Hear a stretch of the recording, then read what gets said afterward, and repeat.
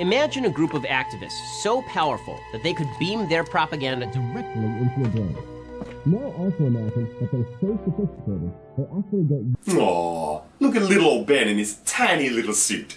You'd hardly suspect that he's a dishonest shill of conservative propaganda.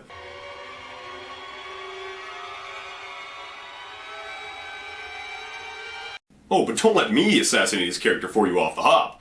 I'd like you to come to that conclusion of your own volition as well. So let me introduce you to the sophistry of Ben Shapiro. Now, I could probably make a whole video series debunking this guy, but I'm going to start with his claim about something that actually slightly interests me. Universal basic income.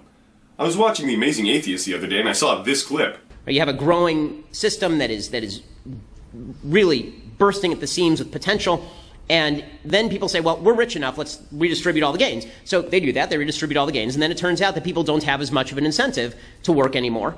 And this is why you've seen, for example, there have been some experiments. There's one that was shut down literally today in Canada, I think it was in Ontario. They had a universal basic income experiment in Ontario. They shut it down today because it turned out that when you give people a lot of money to stay home and do nothing, they stay home and do nothing.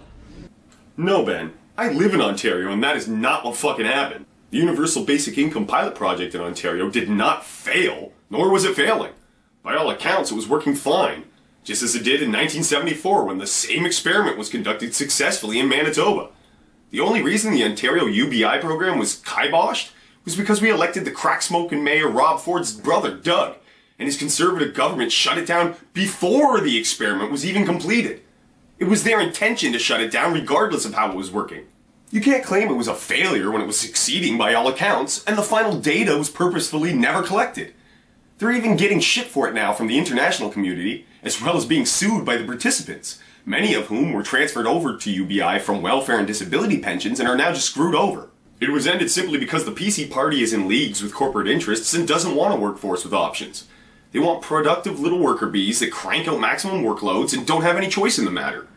The interests of those beholden to corporations is in juxtaposition to the interests of the average proletariat. But little hobbit Ben here wants you to think that it failed, because if UBI is a success, then his whole socialism boogeyman shtick might come into question, and God forbid he would have to resort to honest argumentation.